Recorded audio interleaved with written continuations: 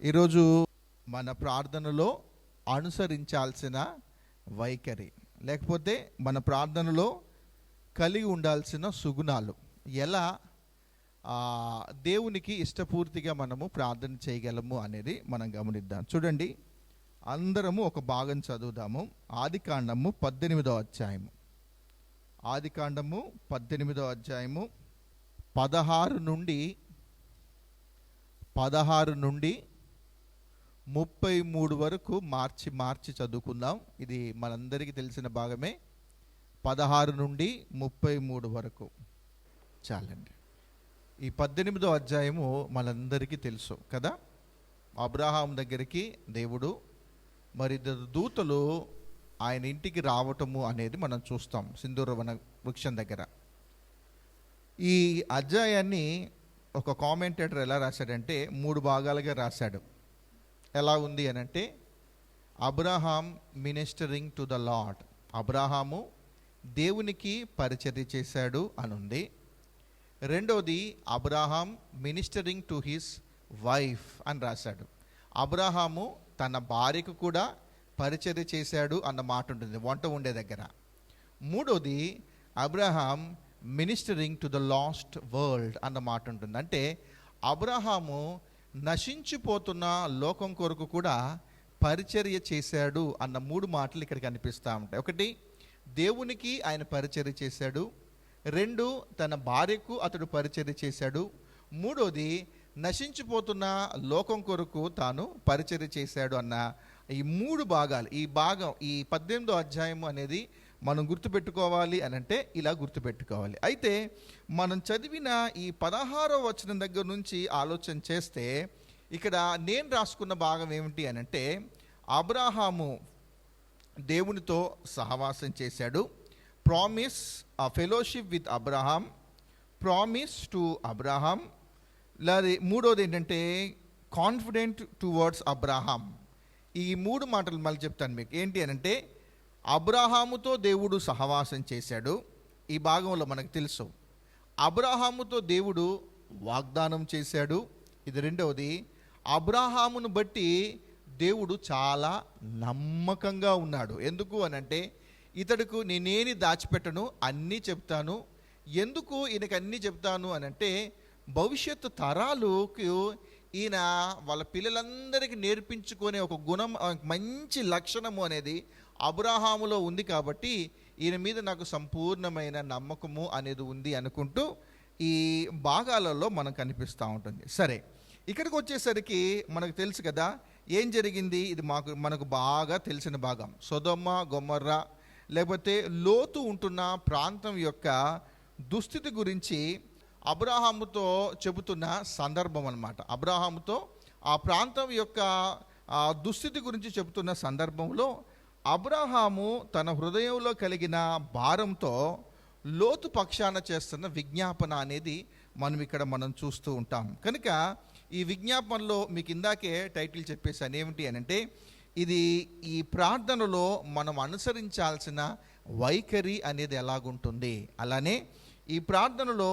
మనకు కలిగి ఉండాల్సిన సుగుణాలు ఎలాగుంటాయి అనేది అబ్రహామును చూస్తూ ఉంటున్నప్పుడు మనకు అర్థమవుతూ ఉంటుంది. ఆహా, అబ్రహాములాగా మనము ఇలా ప్రార్థన చేయాలన్నమాట అన్న ఒక ప్యాటర్న్ అనేది మనకు చాలా స్పష్టంగా అర్థమవుతుంది. చూడండి, అబ్రహాము ఎలా ప్రార్థన చేశాడు అనంటే, డైరెక్ట్గా ఆ పైనవన్నీ వదిలేస్తున్నాను. ఆయనతో సహవాసం చేయటం, ఆయనకు దేవుడు వాగ్దానం ఇవ్వటము, అంత మాత్రమే కాదు, ఆయన గురించి ఒక భరోసా కలిగి ఉండటము, అదంతా పక్కన పెట్టేస్తే ఇప్పుడు అబ్రహాము ఆ సొదొమ గొమొర్రాల ప్రాంతాన్ని గురించి ఒక భారం కలిగి చేస్తున్న విజ్ఞాపన అనేది ఎలాగుంటుందో ఇక్కడ చూద్దాం. ఎలా చేస్తున్నాడు అనంటే 22వ వచనం నేను చదువుతున్నాను, గమనించండి. ఆ మనుష్యులు అక్కడి నుండి తిరిగి సొదొమ వైపుగా వెళ్ళిరి. అబ్రహాము ఇంకా యెహోవా సన్నిధిని నిలిచి ఉండెను. ఇది మొట్టమొదటిది.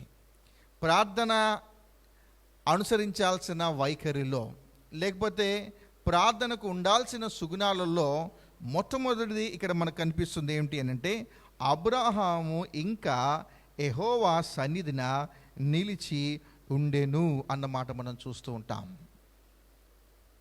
ప్రార్థన అనేది మనం చేయాలి అనంటే మొట్టమొదటిగా మనం ఎవరి దగ్గరికి రావాలి అనంటే దేవుని సన్నిధికి మనం రావాలి. దేవుని సన్నిధిలో నిలవబడే ఒక యోగ్యత మనకు ఉందా లేదా అనేది మనం పరిశీలన చేసుకోవాలి. కనుక మనం ప్రార్థించడానికి వచ్చినప్పుడు ఆయన సన్నిధిలో నిలబడగలిగిన స్థితిలో మనం ఉన్నామా లేదా అనేది మనం గమనించాలి. చూడండి, 130వ కీర్తన 130వ కీర్తన 4వ చరణంలో ఒక మాట ఉంటుంది. ఏంటి అనంటే, ప్రభువా దోషములు నీవు కనిపెట్టి చూచిన ఎడల ఎవడు నీ ఎదుట నిలువబడగలడు అన్న మాట ఉంటుంది. ప్రభువా దోషములు నీవు కనిపెట్టి చూచిన ఎడల ఎవడు నీ ఎదుట నిలువగలడు అన్న మాట ఉంటుంది. కనుక ఆయన ఎదుట మనం నిలబడాలి అనంటే, దేవుని యొక్క సన్నిధిలో అబ్రాహాములాగా మనం నిలబడాలి అనంటే మొట్టమొదటిగా మనకు ఉండాల్సిన ఒక క్వాలిఫికేషన్ ఏమిటి అనంటే పరిశుద్ధత. అందుకే ఆయన అంటున్నాడు, దోషములతో మీ దగ్గర నిలబడటము అనేది అసాధ్యము, కనుక మీ దగ్గరికి రావాలి అనంటే పరిశుద్ధత అనేది ఉండాలి. పరిశుద్ధత అనేది ప్రాముఖ్యమైన అర్హత అని మనం ఈ భాగాన్ని బట్టి మనం నేర్చుకోవాల్సిన మాట కదా. పరలోకంలో ఉన్న దేవదూతలే దేవుని సన్నిధిలో నిలబడటానికి వాళ్ళు చాలా భయపడుతూ ఉంటారు. వాళ్ళు ఇప్పటికీ యుగయుగాల నుండి దేవుణ్ణి వాళ్ళు ఆరాధన చేస్తూ ఉన్నప్పటికీ కూడా 2 రెక్కలతో వాళ్ళు ఎగురుతూ ఉన్నారు, 2 రెక్కలతో కళ్ళు మూసుకుంటూ ఉన్నారు. 2 రెక్కలు ఏం చేస్తున్నాయంటే వాళ్ళు కళ్ళు మూసుకొని దేవుణ్ణి ఇలా ఆరాధన చేస్తూ ఉన్నారు. అంటే వాళ్ళకు ఒక ఆలోచన ఏంటంటే, ఈ పరిశుద్ధమైన దేవుని సన్నిధిలో నిలబడటానికి మేము ఏమాత్రం అర్హులం కాదు అనుకొని వాళ్ళు ఏం చేస్తున్నారంటే అలా గాలిలోనే నిలబడి దేవుణ్ణి వాళ్ళు ఆరాధన చేస్తూ ఉన్నారు. అలాంటి దేవుని యొక్క సన్నిధిని ఇప్పుడు అబ్రాహాము అనుభవిస్తూ ఉన్నాడు. అయితే ఇక్కడ రాయబడిన మాట ఏంటంటే, అబ్రాహాము ఇంకా యెహోవా సన్నిధిని నిలిచి ఉండెను. ఇవాళ మనం ప్రార్థన చేస్తూ ఉన్నాం, దేవుని సన్నిధిలోకి మనం వచ్చాము. ఇప్పుడు ప్రార్థన చేసేటప్పుడు మనం పరిశీలన చేసుకోవాలి. మన వ్యక్తిగత విషయాల గురించి చేస్తాం, మన కుటుంబ పరిస్థితుల గురించి మనం చేస్తాం, కుటుంబం గురించి మనం చేస్తాం, మన రాష్ట్రాల గురించి మనం చేస్తాం, ప్రపంచంలో జరుగుతున్న సంగతులన్నిటిని గురించి మనం ప్రార్థన చేస్తూ ఉంటాం. ఒక విజ్ఞాపనకర్తగా మనం ఇప్పుడు ఇక్కడ ఉన్నప్పుడు మనం దేవుని సన్నిధిలో నిలబడే స్థాయిలో మనం ఉన్నామా లేదా అనేది ప్రార్థన చేసేటప్పుడు మనం ఖచ్చితంగా మనం గమనించాలి. అందుకనే ప్రభువా దోషములు నీవు కనిపెట్టి చూచిన ఎడల ఎవడు నీ ఎదుట నిలవగలడు. అలానే దానియేలు కూడా ఒక మాట అంటాడు. చూడండి, దానియేలు గ్రంథం 9వ అధ్యాయము 18వ వచనంలో ఒక మాట ఉంటుంది. నీ గొప్ప కనికరమును బట్టియే మేము నిన్ను ప్రార్థించుచున్నాము గాని మా స్వనీతి కార్యములు బట్టి నీ సన్నిధిని నిలవబడి ప్రార్థించుట లేదు. మన స్వనీతి కాదు, ఆయన కనికరమే. కనుక ఆలోచన చేయండి. ఇప్పుడు మనం ఒకటి గుర్తుపెట్టుకోవాలి. ఏంటి అనంటే, మనం ఎవరము అనంటే మనం శరీరంలో ఉన్నాం కాబట్టి ప్రతి నిమిషము మనలో ఏముంటాయి అనంటే ఖచ్చితంగా మనలో బలహీనతలు ఉంటాయి. తప్పిపోయే మనస్తత్వం కలిగిన వ్యక్తులం గనుక మనం ఆలోచన చేయాలి. ఏమిటి అనంటే, ఇప్పుడు దేవుని సన్నిధిలో మనం ఇక్కడ నిల్చొని దేవుని సన్నిధిలో మనం ప్రార్థన చేస్తూ ఉన్నాము అనంటే ఒకటి మనం గుర్తుపెట్టుకోవాలి, అది మన స్వనీతి కాదు, దేవుని యొక్క కనికరము అని గుర్తుపెట్టుకోవాలి. దేవుని కనికరము అనేది లేకపోతే దేవుని సన్నిధిలోకి మనం రాలేం. దేవుని కనికరము అనేది లేకపోతే ఆయన సన్నిధిని మనం అనుభవించలేం, ఆయన సన్నిధిలో నిల్చొని మనం విజ్ఞాపన చేయలేం కదా. అందుకనే కీర్తన 78:39 ఒక మాట ఉంటుంది కదా, వారు విసిరి వెళ్ళి మరలి రాని గాలి వంటి వారు అన్న మాట ఉంటుంది. మన యొక్క జీవితాలు అనేవి ఇలాగుంటాయి కాబట్టి మన స్థితిని మనం అర్థం చేసుకోవాలి. ఒకటి ఆలోచన చేయండి, మొన్న యేసుక్రీస్తు ప్రభు యొక్క రక్తం గురించి మనం మాట్లాడుకున్నాం. మనము దేవుని యొక్క అతి పరిశుద్ధమైన స్థలంలోకి వెళ్ళి నిలబడి ఆయన సన్నిధిని అనుభవించడానికి గల కారణం ఏంటి? ఇప్పుడు చెప్పాను, దేవుని యొక్క కనికరము. అంత మాత్రమే కాదు, హెబ్రీలకు రాసిన పత్రిక మొన్నటిది ఒకసారి జ్ఞాపకం చేస్తాను. హెబ్రీలకు రాసిన పత్రిక 10వ అధ్యాయము 19-20 వచనాలు ఏముందంటే, ఆయన శరీరమును తెర ద్వారా ఏర్పరచబడి ఉన్న మార్గమును ఆయన రక్తం వలన పరిశుద్ధ స్థలమునందు ప్రవేశించుటకు మనము ధైర్యము కలిగి ఉన్నాము. దేవుని సన్నిధిలో ఉండి మనం విజ్ఞాపన చేస్తూ ఉన్నాము అనంటే గుర్తుపెట్టుకుందాం, మన స్వనీతి కానే కాదు, అది దేవుని యొక్క కృప. అలానే యేసుక్రీస్తు ప్రభువారు మన కొరకు చిందించిన రక్తం ద్వారా ఏం జరిగింది అనంటే మనం ఆయన సన్నిధిలో మనం ఇప్పుడు ఉండగలిగాం. లేకపోతే మనము ఈ సమయాన్ని మనం ఖచ్చితంగా ఏమాత్రం అర్హులం కానే కాదు. కనుక మొట్టమొదటిది, ఈ ప్రార్థనలో అనుసరించాల్సిన వైఖరిలో మొట్టమొదటిది ఏమిటి అంటే, దేవుని సన్నిధిలో ఉండి మనం విజ్ఞాపన అనేది చేయాలి అనంటే మొట్టమొదటిగా మనకు ఉండాల్సిన ఒక క్వాలిఫికేషన్ ఏంటంటే పరిశుద్ధత. అది ఉందా మనం పరిశీలన చేసుకోవాలి. ఖచ్చితంగా మనం బలహీనులం. ఆయన కనికరాన్ని బట్టి మాత్రమే మనం ఇక్కడ ఉన్నాం, కానీ మన స్వనీతిని బట్టి కాదు అనేది ఈ పాఠం దగ్గర మనం నేర్చుకోవాలి. కానీ అబ్రాహాము దేవుని సన్నిధిలో ఉన్నాడు. అబ్రాహాముడు దేవుని సన్నిధిలో నిలబడి విజ్ఞాపన చేయగలిగిన స్థానములో తాను ఉన్నాడు. ఇది మొదటిది. రెండవది, ఇదే 18వ అధ్యాయము 23వ వచనం చూడండి. 23వ వచనం, నిలుచుండెను, అప్పుడు అబ్రాహాము సమీపించి ఇట్లనెను. రెండో మాట ఏముంటుంది అంటే, అప్పుడు అబ్రాహాము సమీపించి. మొట్టమొదటిది నిలబడి అన్న మాట ఉంటుంది, రెండవది అప్రోచ్ అన్న మాట ఉంటుంది. దేవుని అప్పుడు అబ్రాహాము సమీపించి ఇట్లనెను. మనము ఎవరితో అయినా మాట్లాడేటప్పుడు ఎలా మాట్లాడతామంటే కొంచెం డిస్టెన్స్ మెయింటైన్ చేసి మాట్లాడుతూ ఉంటాం. మా యూత్ పిల్లలకి చెప్పేటప్పుడు ఖచ్చితంగా ఈ రూల్ అనేది చెప్తూ ఉంటాం. అబ్బాయి కానీ అమ్మాయి కానీ వేరే వ్యక్తులతో మాట్లాడేటప్పుడు ఎలా ఉండాలని మనం మాట్లాడుకుంటాం. ఖచ్చితంగా యవనస్తులు ఒక అబ్బాయి మాట్లాడుకుంటున్నారు అని అంటే ఖచ్చితంగా మీ దగ్గర మూడవ వ్యక్తి ఉండాలి అని అనుకుంటాం. ఎన్నిసేపు మాట్లాడాలి అని అంటే 3 నిమిషాలకు మించి ఎక్కువసేపు మాట్లాడకూడదు అని చెప్తాము.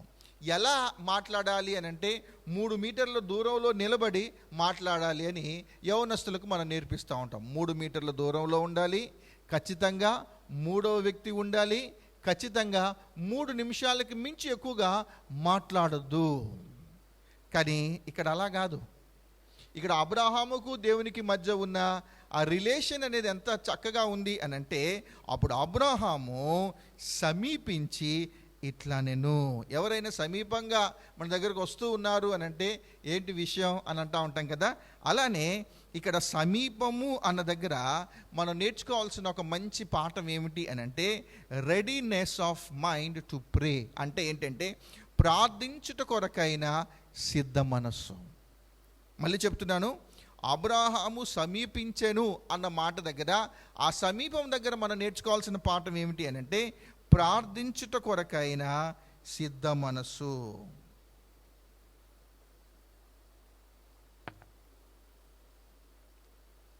ఎందుకు అబ్రాహాము దేవునికి సమీపంగా ఉన్నాడు అని అంటే అబ్రాహాముకు తెలిసిపోయింది. అబ్రాహాం ఎవరు అని అంటే దేవునికి స్నేహితుడు కాబట్టే ఆయన దగ్గర నిలబడగలిగాడు. అబ్రాహాము దేవునికి స్నేహితుడు కాబట్టే ఆయనకు సమీపంగా రాగలిగాడు.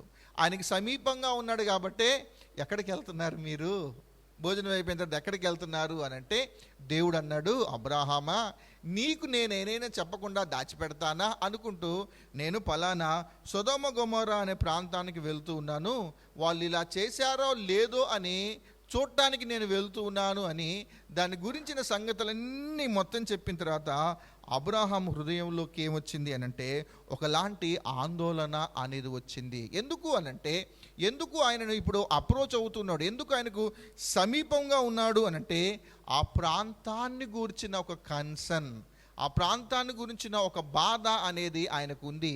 ఎందుకు అనంటే ఆ ప్రాంతంలో లోతు అనబడిన తన కుటుంబ సభ్యుడు ఉన్నాడు. విజ్ఞాపనలో మనం ఆలోచన చేయాలి ఏమిటి అనంటే లోకంలో కలిసిపోయిన మన కుటుంబ సభ్యుల గురించి మనం ఖచ్చితంగా ప్రార్థన చేయాలి. చర్చ్ చాలామంది ఉంటాం, కానీ ఇవాళ చాలా తక్కువ మంది ఉన్నాం. ఎవరు రాగలిగారు అని అంటే కేవలము ప్రార్థన పట్ల ఆసక్తి కలిగిన వ్యక్తులు మాత్రమే రాగలిగాం.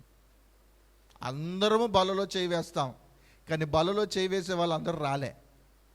కానీ ఆలోచన చేయండి, ఎవరు ఇక్కడికి రాగలరు, ఎవరు దేవునికి సమీపంగా వాళ్ళు రాగలరు అని అంటే మన కుటుంబ సభ్యుల గురించి ఒక విధంగా ఆలోచన చేస్తే, ఇప్పుడు అబ్రహాము యొక్క ఆలోచన ఏమిటి అని అంటే, ఇప్పుడు లోతు అతనికి చాలా గుర్తొచ్చాడు, అతని గురించి తాను బాధపడుతున్నాడు, అతని గురించైనా ప్రేరణ అనేది తన మనసులో ఉంది కాబట్టి ఇతని గురించి ప్రార్థన చేయడానికి ఏం చేశాడు అంటే దేవునికి సమీపంగా తాను వచ్చాడు.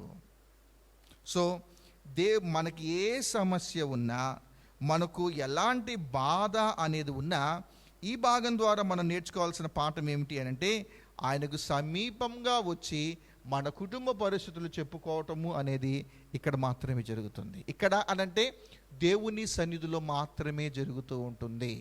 కనుక అబ్రహాము మొట్టమొదటిది ఏంటి? అబ్రహాము యెహోవా సన్నిధిని నిలిచాడు. 2, అబ్రహాము సమీపించి ఇట్లా నేను. కనుక ఎప్పుడైతే ఇలా మన సమస్య, మన బాధ ఆయనకు చెప్పుకుంటామో ఏం జరుగుతుంది అనంటే మన సమస్యకు, ప్రతి సమస్యకు పరిష్కారం ఆయన మాత్రమే చేస్తాడు. కనుక ఇది మనం గుర్తుపెట్టుకోవాలి. అబ్రహాముకు ఇది చాలా గుర్తుండండి. అందుకని 121వ దావీదు కీర్తన, 121వ దావీదు కీర్తన మనకు తెలుసు కదా, యాత్రా కీర్తన అది. కొండల తట్టు నా కన్నులెత్తుచున్నాను, నాకు సహాయము ఎక్కడ నుండి వస్తుంది అని అన్నప్పుడు యెహోవా దగ్గర నుండే అన్న జవాబులు మనం చూస్తూ ఉంటాం. కనుక యెహోవా సన్నిధిలోకి సమీపంగా వెళ్ళటము అనేది మనం ఎప్పుడైతే నేర్చుకుంటామో దేవుడు తప్పక మనకు సహాయం చేస్తాడు. బైబిల్ గ్రంథంలో ఒక 2 ఉదాహరణలు మీకు చూపిస్తాను, మనకు తెలిసినవే. గడిచిన కొద్ది వారాల క్రితం నేను చెప్పిన సంగతులు రిఫరెన్సెస్ మాత్రమే, ఇవన్నీ రాసుకున్నాను. ఏంటి అని అంటే చూడండి, ఆసా అనే ఒక రాజు ఉంటాడు కదా.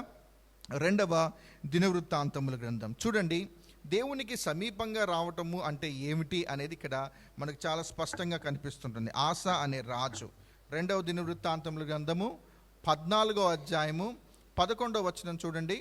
14వ అధ్యాయము 11వ వచనం. ఆసా తన దేవుడైన యెహోవాకు మొరపెట్టి, యెహోవా విస్తారమైన సైన్యము చేతిలో ఓడిపోకుండా బలము లేని వారికి సహాయం చేయుటకు నీకన్నా ఎవరూ లేరు. మా దేవా యెహోవా మాకు సహాయం చేయము, నిన్నే నమ్ముకొని ఉన్నాము, నీ నామమును బట్టియే ఈ సైన్యము ఎదిరించుటకు బయలుదేరి ఉన్నాము. యెహోవా నీవే మా దేవుడవు, నరమాత్రుడవు, నీపైనే జయమొందనీయకుమని ప్రార్థింపగా. ఇక్కడ చూడండి, నిన్నే, నీవే, నీవే, నీ వలనే, వేరే ఎవరి వలన కాదు అనుకుంటూ ఏం చేస్తున్నాడు? ఆశ ఈ దేవుని మీద తాను ఆధారపడుతూ ఉన్నాడు అనంటే దేవునికి తాను సమీపంగా వస్తూ ఉన్నాడు. కనుక సమీపంగా రావటము అనంటే ప్రార్థించుట కొరకైన సిద్ధ మనస్సు, ఇది మనకు ఖచ్చితంగా ఉండాలి. అలానే ఇదే కొంచెం ముందుకెళ్తే ఇదే దినవృత్తాంత గ్రంథంలో మనం చూసాం, యెహోషాపాతు రాజు ఉంటాడు కదా, అక్కడ యుద్ధం చేసినట్టుగా కనిపిస్తూ ఉంటుంది. ఈ గొప్ప సైన్యమును ఎదిరించుటకు మాకు శక్తి చాలదు గనుక మీరే మాకు దిక్కు అన్న మాట మనం చూసాం. ఏ లోయ చెప్పండి, అది చర్చిలో చెప్పాను. యెహోషాపాతు అక్కడ 3 దేశస్తులతో యుద్ధం చేస్తాడు. మొన్ననే మాట్లాడుకున్నాం మనం. ఏం లోయ అది? గూగుల్ మీట్లో నుంచి సామ్రాజ్యం అంటే చెప్తూనే ఉన్నారు, చెప్పండి. అయ్యో, యెహోషాపాతు మీదికి 3 వస్తారు. ఏం లోయ? బెరాకా లోయ కదా. ఇప్పుడు అక్కడ ఏమన్నాడు? వాళ్ళ మీద యుద్ధం చేయటానికి ఏమన్నాడు? ఈ గొప్ప సైన్యమును ఎదిరించుటకు మాకు శక్తి చాలదు గనుక నీవే మాకు దిక్కు అనుకుంటూ ఇప్పుడు ఈ రాజులను చూస్తూ ఉన్నా, ఇక్కడ అబ్రాహామును మనం గమనిస్తూ ఉన్నా మనం ఆలోచన చేయాలి ఏమిటి అని అంటే, వీళ్ళు దేవునికి సమీపంగా వస్తూ ఉన్నారు.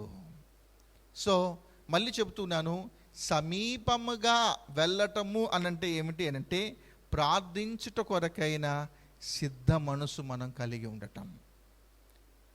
దేవుని సన్నిధిలో నిలబడటం మాత్రమే కాదు, ఆయనకి సమీపంగా వచ్చినప్పుడు ఇక్కడ ఖాళీగా ఉండటం కాదు, ప్రార్థన చేయాలి అన్న సిద్ధమైన మనస్సు అనేది మనకు కలిగి ఉండాలి.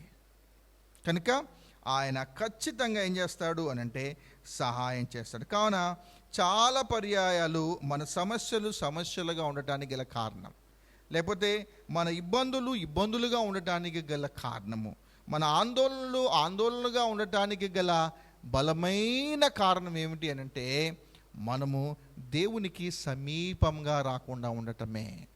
నామకార్థంగా వస్తూ వెళ్ళిపోతూ ఉంటుంటే మన సమస్యలు అనేది మనకు తీరవు. మన సమస్యల మీద జయాన్ని పొందుకోవడానికి మనకు శక్తి అనేది చాలనప్పుడు ఇప్పుడు మనం ఏం చేయాలి అనంటే, అబ్రహాము దేవునికి సమీపంగా వచ్చి ఎలాగైతే విజ్ఞాపన చేశాడో మనం కూడా ఆయనతో సమీపంగా ఉండటానికి మనం ప్రయత్నం చేయాలి. ఎప్పుడైతే ఇలా చేస్తామో దేవుడు ఏం చేస్తాడు అనంటే, ఖచ్చితంగా ఆయన మనల్ని త్రోసిపుచ్చే దేవుడు కాదు. ఇది మనం నేర్చుకోవాలి కదా. లేఖనం ఉంటుంది కదా, నా యొద్దకు వచ్చి వారిని నేనెంత మాత్రమును త్రోసివేయను. ఈ దేవుడు ఎవరు అనంటే మనకు అందుబాటులో ఉండే దేవుడు. అందుకే ఇంగ్లీష్లో అప్రోచ్ అన్న మాట ఉంటుంది. దేవుని సన్నిధిలో నిలబడ్డాడు, దేవునికి దగ్గరగా, అంటే అప్రోచ్ అంటే సమీపముగా ఉండి ప్రార్థించి చేసే సిద్ధ మనసుతో ఒక ప్రాంతం గురించి, ఒక కుటుంబం గురించి ఆయన విజ్ఞాపన చేస్తూ ఉన్నాడు. ఇది రెండవది. అలానే మనము ఆయన మీద ఆధారపడుతూ ఉంటున్నప్పుడు, అంటే ఇక్కడ ఆసాలాగా, ఇక్కడ యెహోషాపాతులాగా, అలానే ఇక్కడ దావీదులాగా, ఇట్లా అబ్రాహాములాగా మనము ఆయన మీద ఆధారపడుతున్నామంటే రెండు విషయాలను మనం చాలా ప్రాముఖ్యంగా గమనించాలి. ఆయన మీద మనం ఆధారపడాలి అనంటే రెండు ప్రాముఖ్యమైన విషయాలు మనం గమనించాలి. ఏమిటి అనంటే, మొదటిది ఏంటి అనంటే, ఇంగ్లీష్లో చెప్తాను, ఆయన పొటెన్షియాలిటీ అనేది మనకు అర్థం కావాలి. అర్థమైందా?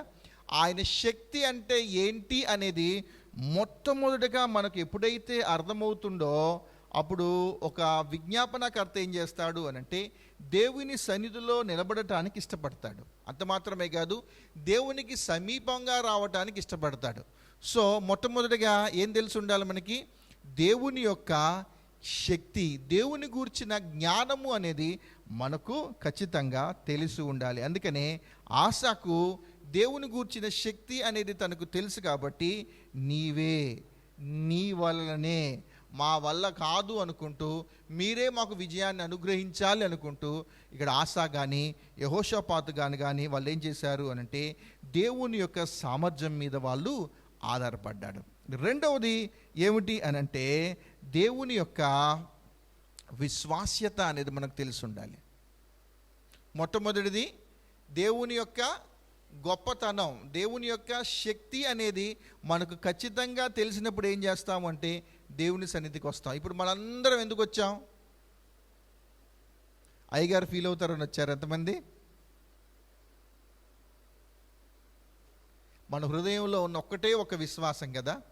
చాలా రోజులైంది దేవునికి సమీపంగా, దేవుని సన్నిధిలో ఇలాగను ఉండి ప్రతి ఒక్కరి కొరకు విజ్ఞాపన చేయాలి అన్న ఒక ఆసక్తితో, ఒక సిద్ధ మనసుతో మనం వచ్చాం ఇక్కడికి. ఇప్పుడు ఇక్కడికి వచ్చినప్పుడు ఫస్ట్ మన మనసులో ఉండాలి ఏమిటి అని అంటే, దేవుడికి ఆ శక్తి ఉంది అనేది మనం ఎరగాలి. మొట్టమొదటిగా మేము ఈ రాత్రి విజ్ఞాపన చేస్తూ ఉన్నాం, మా విజ్ఞాపన దేవుడు ఆలకిస్తాడు.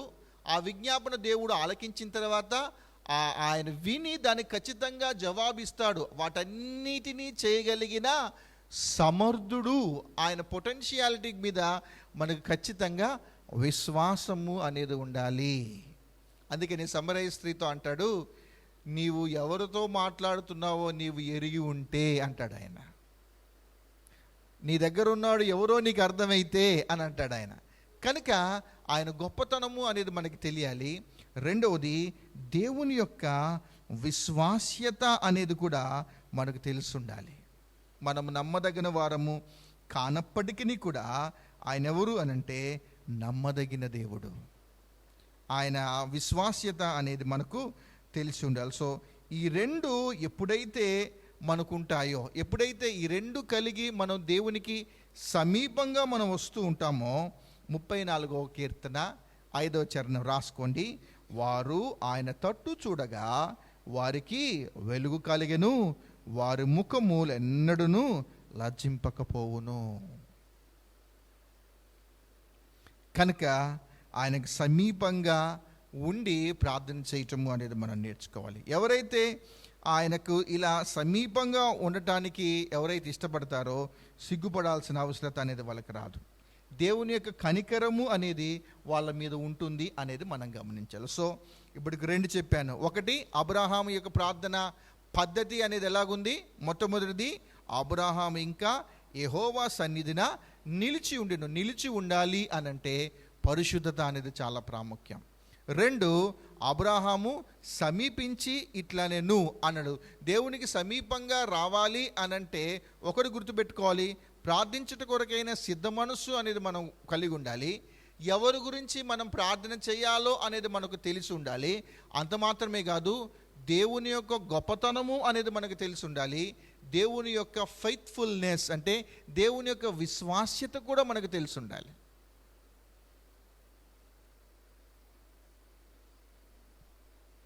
దేవుని మీద నమ్మకం లేకుండా ఏదో కార్యక్రమంలాగా ఈరోజు నాకు ఒక అంశం ఇచ్చారు కాబట్టి ఇదంతా ప్రార్థన చేద్దాము అనుకున్నట్టు సామాన్యంగా మామూలుగా ఏదో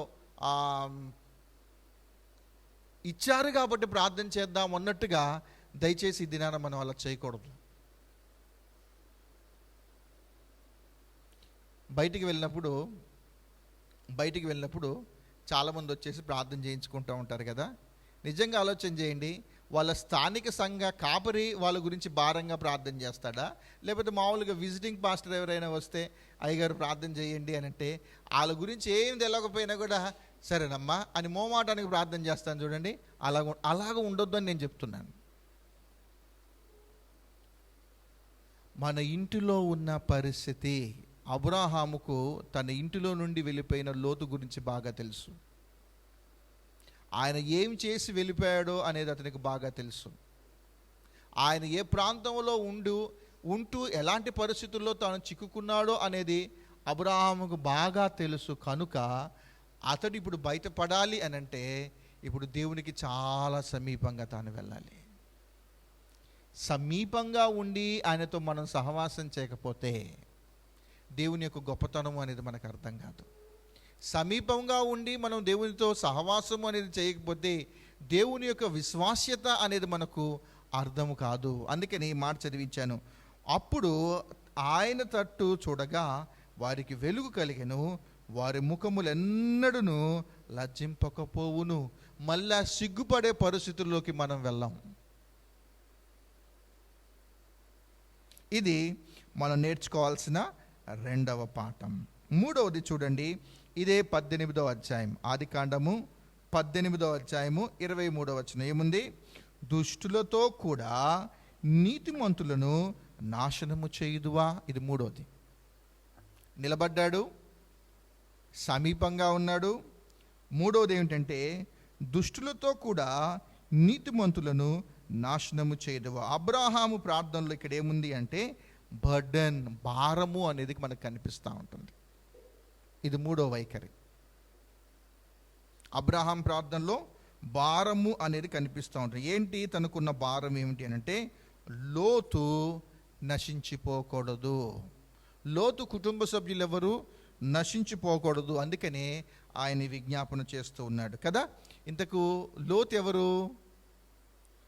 దుష్టులతో కూడా నీతిమంతులను నాశనము చేయుదువా అనంటే మనకు తెలుసు కదా. పేతురు రాసిన 2వ పత్రిక, పేతురు గారు రాసిన 2వ పత్రిక 2వ అధ్యాయము 7 నుంచి 8 వచనాలు ఒకసారి చదవండి దయచేసి. మైక్ లేదమ్మా, నా గురించి మైక్ అడుగుతున్నా. అంకుల్ మీ దగ్గర ఉంది మైక్, చదవండి అక్క.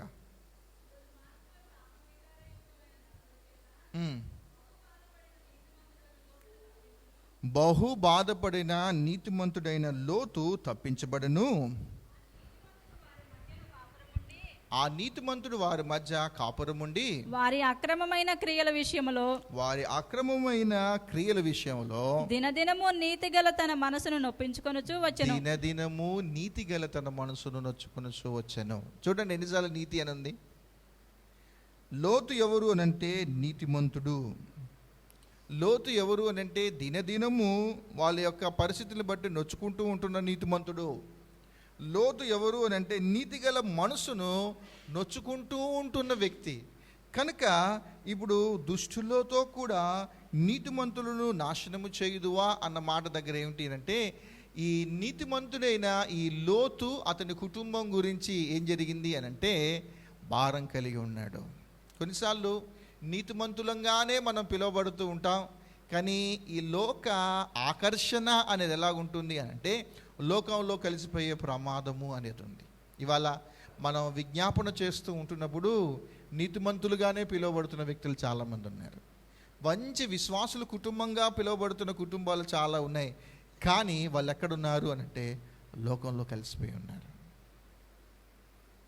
వాళ్ళ గురించి మనం ఈ దినాన్ని ఏం చేయాలి అని అంటే మనము విజ్ఞాపన అనేది చేయాలి. సో ఇక్కడ భారము అన్న దగ్గర మనము ఒక పాఠము అనేది మనం నేర్చుకోవాలి. భారము అనేది ఎప్పుడు కూడా మనలో ఉన్నప్పుడు, భారము అనేది ఉన్నప్పుడు అందులో ప్రేమ అనేది మనం గమనిస్తూ ఉండాలి. భారం ఉన్న వ్యక్తిలో ఖచ్చితంగా ప్రేమ అనేది ఉంటుంది. ఇప్పుడు అబ్రాహాం హృదయంలోకి ఆ భారము అనేది రావటానికి గల కారణం ఏమిటి అని అంటే అతని పట్ల ప్రేమ అనేది ఉంది. వాస్తవానికి లోతు ఎవరు? మామూలుగా అబ్రాహాంకి ఏమవుతాడు? తమ్ముడు, కొడుకు, అంటే కొడుకు లాంటోడే కదా. కానీ ఈయన ఏం చేశాడు? ఈయన పట్ల అంత భారం కలగాల్సిన పరిస్థితులు ఏమి లేవు. ఈయనను ప్రేమించాల్సినంత అవసరత అనేది ఏమీ లేదు. కొడుకులాగా చూసుకున్నప్పటికీ కూడా ఒక దినాన్ని ఏం జరిగింది అని అంటే లోతు యొక్క పరిస్థితి ఏమిటి అని అంటే ఈజ్ ఎ స్కీమర్, పన్నాగాలు పన్నే వ్యక్తి ఇతను. ఆయన జనరేషన్ గ్యాప్ అనేది ఖచ్చితంగా ఉందన్నమాట. ఈ పెద్ద ఆయనతో ఉన్నంత కాలము కుదరదులే కానీ సపరేట్గా ఉండటం మంచిది అనుకున్నాడు. దాని గురించి ఈయన ఒక అవకాశం కొరకు ఎదురు చూస్తూనే ఉన్నాడు. అవకాశం విషయంలో తనేమయ్యాడు అని అంటే సక్సెస్ అయ్యాడు. ఎప్పుడు అనంటే పశువుల కాపర్ల మధ్య ఎప్పుడైతే గొడవలు జరిగాయో ఇమీడియట్గా ఆ ఛాన్స్ని తను గ్రాప్ చేసేసుకొని, బాబాయ్ ఇక వద్దులే, మీకు మా గొడవలు ఎందుకు, నేను ఇటు వెళ్ళిపోతాను, నువ్వు ఇటు వెళ్ళిపో అనుకుంటూ వాళ్ళు ఏం చేశారు అనంటే అతన్ని ప్లాన్ ప్రకారం ఆయన ఏం చేశాడు అనంటే తాను కోరుకున్న ప్రదేశానికి తాను వెళ్ళిపోయాడు. అది ఏదేను వనంలా, చూడటానికి ఏదేను వనంలాగా ఉంది అని ఆలోచన చేసి తను ఏం చేశాడు అంటే సొదొమ గొమొర్రా అనే ప్రాంతం దగ్గరికి తాను వెళ్ళిపోయాడు. లోతు గురించి కొంచెం ఆలోచన చేస్తే ఎవరు అంటే ఈజ్ ఎ స్కీమర్, పన్నాగాలు పొందిన వ్యక్తి. అయినా నీతిమంతుడితో సహవాసం చేయాలి అన్న ఆసక్తి అనేది ఇతనిలో ఏమీ లేదు. అలా వెళ్ళిపోయిన వ్యక్తిని ఇప్పుడు ఏం చేస్తున్నాడు అని అంటే అతని మీద భారం కలిగి ఉన్నాడు. అతని గురించి ప్రేమిస్తూ ఏం చేస్తున్నాడు అంటే ఇక్కడ తాను ప్రార్థన చేస్తూ ఉన్నాడు. కొన్నిసార్లు కృతజ్ఞత లేని వ్యక్తుల గురించి కూడా మనం ప్రార్థన చేయాలి. కొన్నిసార్లు ఇలా లోకానికి ఆకర్షితులయ్యి ఇలా నీతిమంతుల యొక్క సహవాసానికి దూరమైపోయి వెళ్ళిపోయిన వ్యక్తులకు కూడా మనం ఏం చేయాలంటే వాళ్ళని మనం జ్ఞాపకం చేసుకుంటూ మనం ఏం చేయాలంటే విజ్ఞాపన అనేది మనం చేయాలి. వాళ్ళు ఎవరు అని అంటే నీతిమంతులు. వాళ్ళు అలా పాడైపోవడానికి గల కారణము, వాళ్ళు అలా దేవునికి దూరంగా ఉండటానికి గల కారణము, కృతజ్ఞతా భావం లేకుండా అలా తయారవటానికి గల కారణం ఏమిటి అని అంటే లోకం యొక్క ఆకర్షణ ఏం చేసిందంటే వాళ్ళని మరుగొలిపి వాళ్ళని తీసుకొని వెళ్ళిపోయింది. కనుక ఇవాళ మనం చేస్తున్న విజ్ఞాపనలో మనం ఏం చేయాలి అని అంటే ఇలాంటి బ్యాక్ స్లైడ్ అండ్ బిలీవర్స్ ఎవరైతే ఉన్నారంటే వెనకడుగు వేసిన విశ్వాసులు ఎవరైతే ఉన్నారో వాళ్ళ గురించి కూడా మనము విజ్ఞాపన అనేది మనం చేయాలి. ఎన్నైనా ఇప్పటికీ 3. అబ్రాహాము నిలబడ్డాడు, అబ్రాహాము దేవునికి సమీపంగా వెళ్ళి ఆయన విజ్ఞాపన చేశాడు. అంత మాత్రమే కాదు, మూడోది అబ్రహాం ఏం చేశాడు?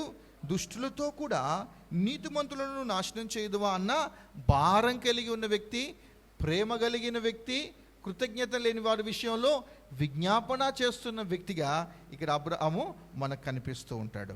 నాలుగవది, ఇందులో నుంచి మనం నేర్చుకోవాల్సిన పాఠం ఏమిటి అనంటే, నీతిమంతులను కూడా నాశనము చేయుదువా అనంటే, మనకెవరైనా కీడు చేస్తే మనం వారిని ఏమని సంబోధిస్తాం? అబ్రహాం గారి యొక్క మాట ఇక్కడ అర్థమవుతుందా? వాడొక నక్క, వాడొక కుక్క, వాడొక త్రాసుపాము అన్నట్టు తిడతా ఉంటాం కదా. కానీ అబ్రహాం యొక్క విజ్ఞాపనలో ఇక్కడ ఏం కనిపిస్తుంది అని అంటే, తన మెయిన్ కాన్సన్ట్రేషన్ మీరు గుర్తుపెట్టుకోండి, లోతు మాత్రమే. లోతు యొక్క స్థితి అనేది, ఆ కుటుంబ పరిస్థితి గురించే తాను ఇక్కడ విజ్ఞాపన చేస్తూ ఉన్నాడు. ఇప్పుడు ఇక్కడ నీతిమంతులను నాశనం చేయదు అన్న మాట దగ్గర అబ్రహాం యొక్క విజ్ఞాపనలు ఏముంటుందంటే, క్షమాపణ హృదయము అనేది ఇక్కడ కనిపిస్తూ ఉంది. ఇది మనమందరం నేర్చుకోవాల్సిన ఒక ప్రాముఖ్యమైన అంశం ఏమిటి అనంటే, ఇలాంటి మనస్తత్వంతో మనం ఏం చేయాలి అనంటే, దేవుని సన్నిధిలో ఉండి, దేవుని సన్నిధిలో నిలబడి, ఆయనకి సమీపంగా వచ్చి మనం ఏం చేయాలంటే, వీళ్ళ గురించి లేకపోతే మనల్ని మనం పరిశీలన చేసుకొని ఏమైనా చేయాలి అనంటే, మనము ప్రార్థన అనేది మనం చేయాలి.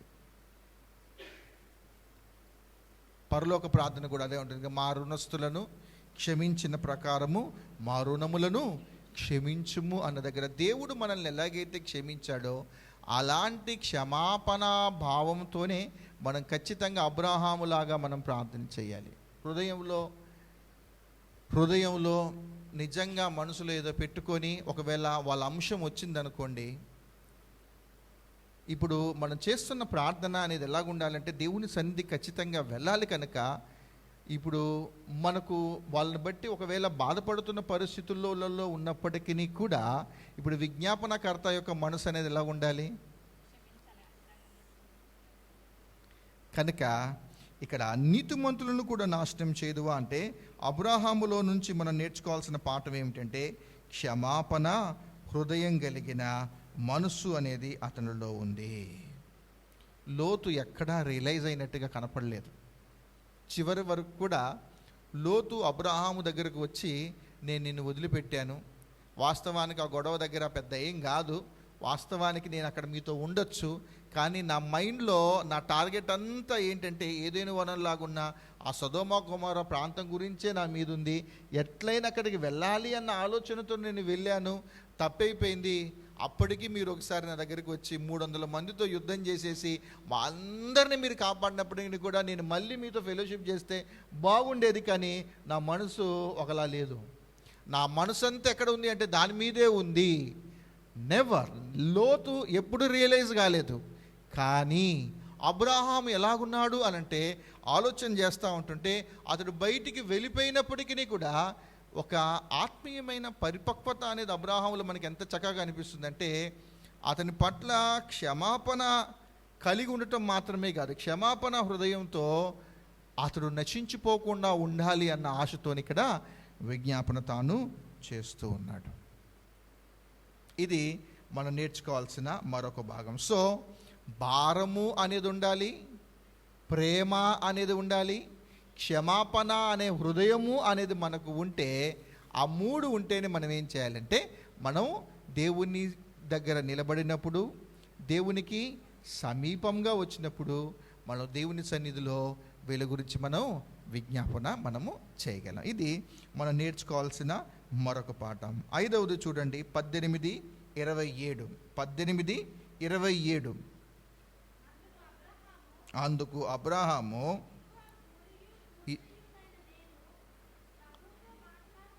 అక్క మైక్తో చదవాలి, నాకు వినపడదు వాస్తవానికి నిజంగా. అందుకు అబ్రహాము ఇదిగో ధూళియు బూడిదనైన నేను, ఇదిగో ధూళియు బూడిదనైన నేను ప్రభుతో మాట్లాడ తెగించుచున్నాను. చాలక్క. 5వ భాగం, ఈయన ప్రార్థన పద్ధతి అనేది ఎలాగుంది అని అంటే, లోతునేమో నీతిమంతుడు అన్నాడు. ఈయన దగ్గరకు వచ్చేసరికి ఈయన ఏమనుకుంటున్నాడంటే, నేను ఇదిగో ధూళియు బూడిదను ఆయన నేను అని అంటున్నాడు. అదే మనమైతే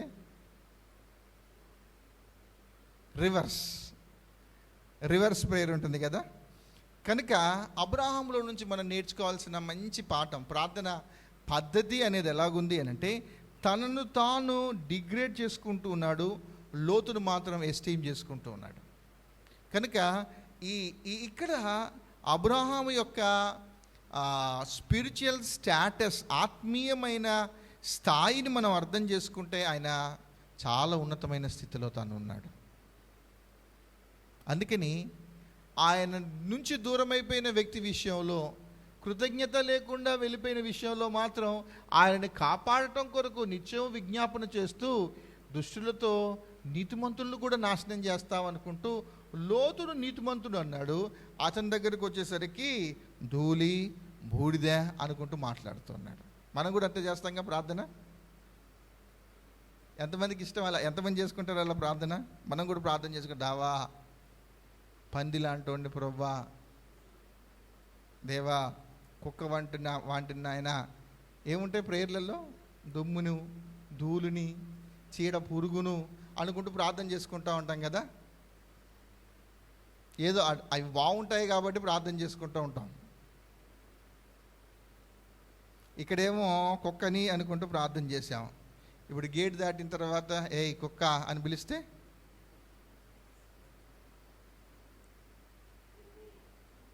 కుక్క కంటే ఎక్కువ అరుస్తామా లేదా మనం?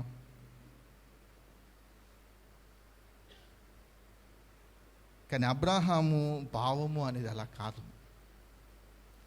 దేవుని సన్నిధిలో తాను నిలవబడ్డాడు, దేవునికి తాను సమీపంగా ఉన్నాడు.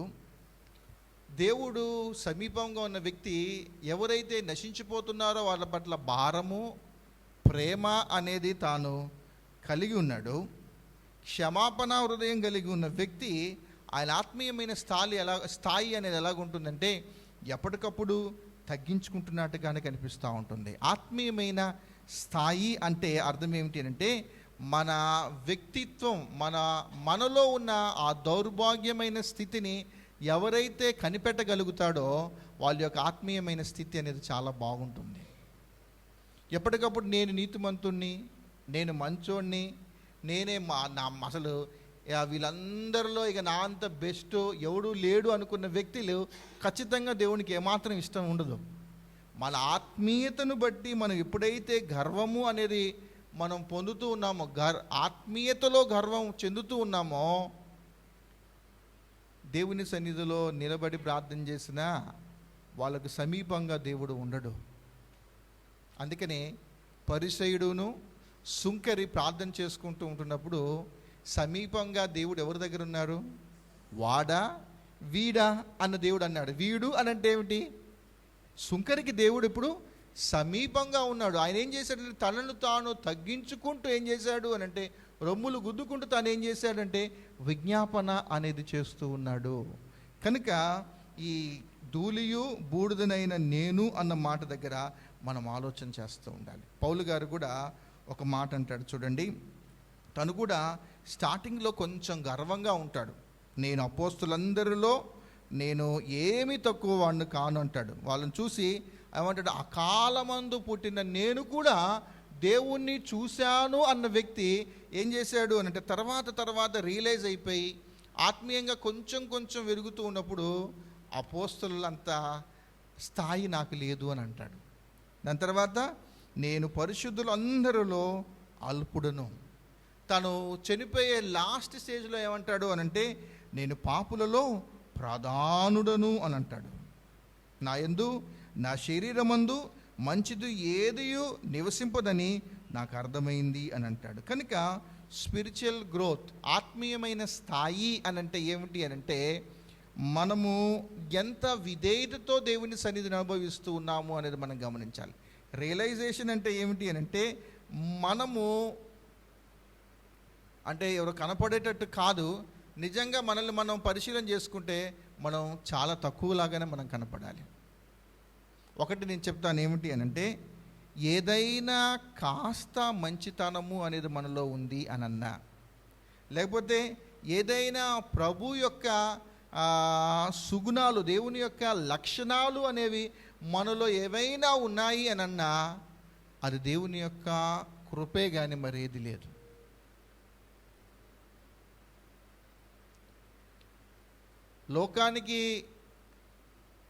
లోక ఆకర్షణలకు మనం వెళ్లకుండా మనం జాగ్రత్తగా మనల్ని మనం కాపాడుకుంటున్నాము అన్న గర్వం అనేది మనలోకి రావద్దు. కేవలము దేవుని యొక్క కనికరము మాత్రమే. చూసాం, దేవుని కృప ద్వారా మాత్రమే మనం ఎలా ఉండాలి అని అంటే ఈ కాస్త ఆత్మీయంగా మనం ఉండగలుగుతూ ఉన్నాము. ఎవరు ఆత్మీయంగా ఉండగలరు అని అంటే, ఇక్కడ అబ్రాహామును చూస్తూ ఉన్నప్పుడు మనం నేర్చుకోవాలంటే, ఎవరైతే తనను తాను తగ్గించుకుంటారో వాళ్ళ విజ్ఞాపనలు దేవుడు ఖచ్చితంగా ఆలోచన చేస్తాడు. కొంతమంది యాటిట్యూడ్ అనేది ఎలాగుంటుంది అంటే, వాళ్ళ భాషలో అర్థమైపోయింది ఖచ్చితంగా, ముఖాన్ని డైరెక్ట్గా చెప్పకపోయినా కూడా వాళ్ళకున్న స్పిరిచువల్ ప్రైడ్నెస్, వాళ్ళ యొక్క ఆత్మీయతను బట్టి వాళ్ళు గర్వం చెందుతూ ఉంటారు. వాళ్ళ యొక్క మాటలలో చాలా స్పష్టంగా కనపడింది వాళ్ళ యాటిట్యూడ్. ఇతడు ఆత్మీయంగా చాలా గర్వంలో ఉన్నాడు, వీళ్ళందరూ నాకన్నా తక్కువే అన్నట్టు ఆత్మీయతలో ఉన్న వ్యక్తులు ఎవరు, అలా ఉన్న వ్యక్తులు మాట ద్వారా మనకు ఖచ్చితంగా తెలిసిపోయింది. కనుక ఈ భాగం దగ్గర మనం నేర్చుకోవాల్సిన పాఠం ఏమిటి అని అంటే, ఈ ప్రార్థనలో ఏముంది అని అంటే విధేయత అనేది మనం నేర్చుకోవాలి. కనుక దేవా, విరిగి నలిగిన హృదయమును నీవు అలక్ష్యము చేయవు, దీనుల ప్రార్థనలు నీవు లక్ష్య పెట్టుదువు. ఎన్నైనాయి ఇప్పటికి ఎన్నైనాయి? ఒకటి, అబ్రహాము దేవుని సన్నిధిలా నిలబడగలిగాడు అంటే తనలో ఉన్న పరిశుద్ధత గురించి మాట్లాడుతుంది. రెండు, అబ్రహాము దేవునిని సమీపించాడు అనంటే ప్రార్థించుట కొరకైనా సిద్ధ మనసు కలిగిన వాడు అనేది అక్కడ అర్థమవుతుంది. భారముతో తాను ప్రార్థన చేశాడు. 4, క్షమాపణ హృదయంతో తాను ప్రార్థన చేశాడు. 5, తనను తాను తగ్గించుకుంటూ అబ్రహాము ప్రార్థన చేశాడు. 6వది చూడండి, 18:27.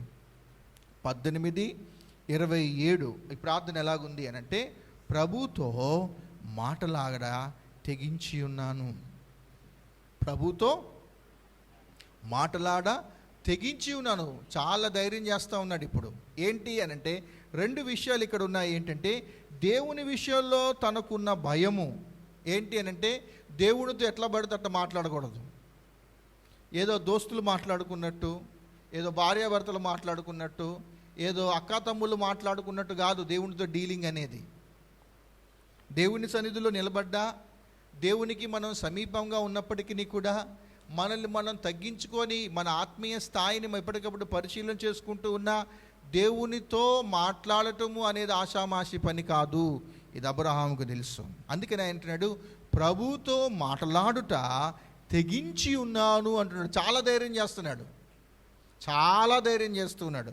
రెండో మాట ఏమిటి అని అంటే, ఎంతగా తాను తెగించాడు అనంటే లోతు కొరకు ప్రాణం పోయినా పర్వాలేదు అనుకుంటున్నాడు. ఇప్పుడు తెగించటం అంటే, ఇప్పుడు లోతు కొరకు త్యాగ సహితమైన స్వభావము అనేది ఆయనలో మనకు కనిపిస్తూ ఉంటుంది. ఏమాత్రం తేడా వచ్చినా దేవుని యొక్క సింపుల్ డైలాగ్ ఏమిటి అని అంటే, నరులారా తిరిగి రండి. తిట్టినట్టుందా ఇదేమన్నా?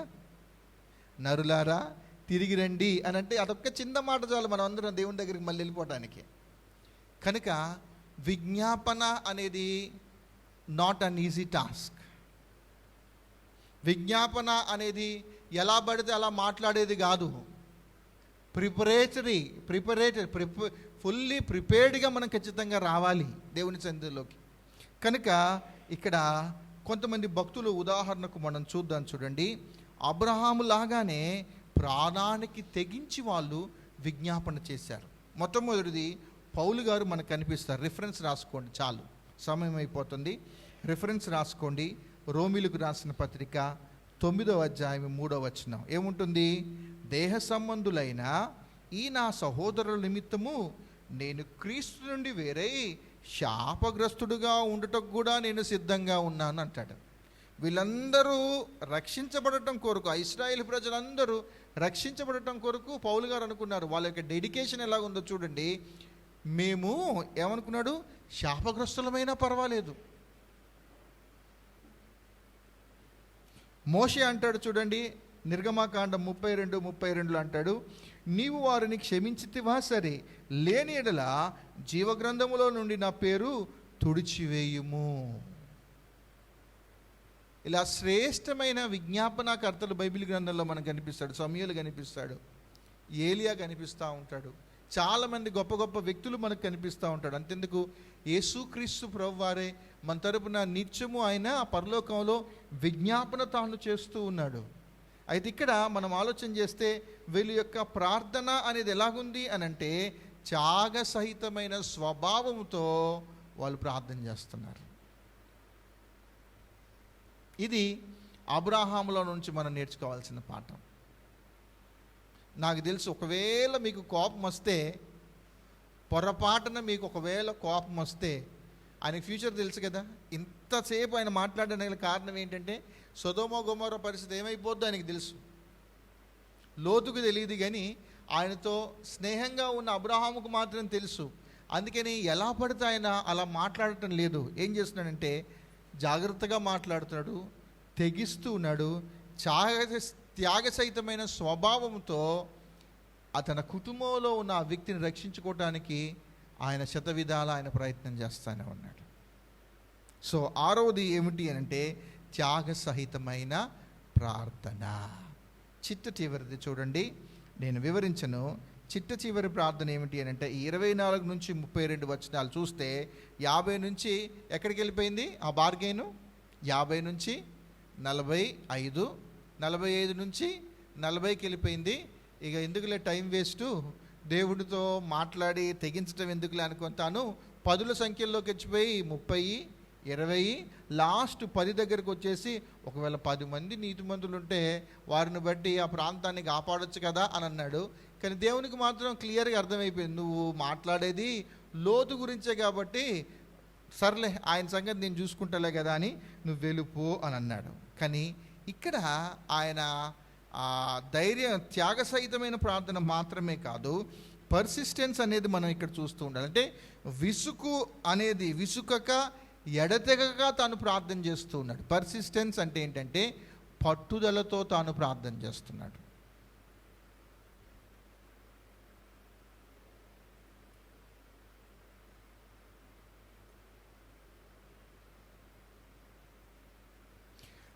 మాటి మాటికి తాను అడుగుతూ ఉన్నాడు.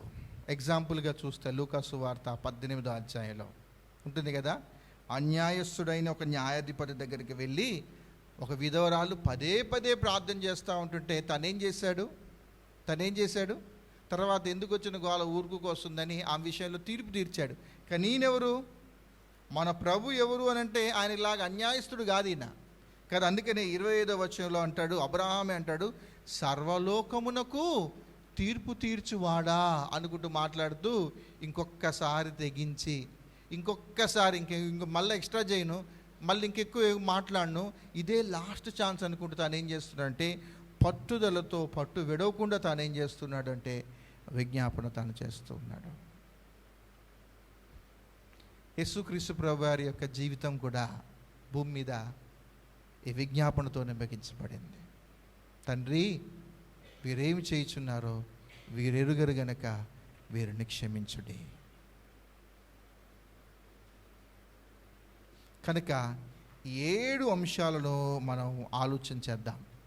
అబ్రహాము యొక్క ప్రార్థన యొక్క పద్ధతి, ప్రార్థన యొక్క సుగుణాలు, ఈ ప్యాటర్న్ అనేది ఎలాగుంది అంటే, మళ్ళీ చెప్తున్నాను, అబ్రహాము దేవుని సన్నిధిలో నిలబడ్డాడు. అంటే ఏంటి దేవుని సన్నిధిలో నిలబడటం అంటే?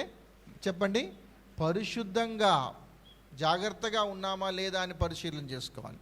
2, అబ్రహాము దేవునిని సమీపించాడు అని అంటే ఎలా సమీపించాడు?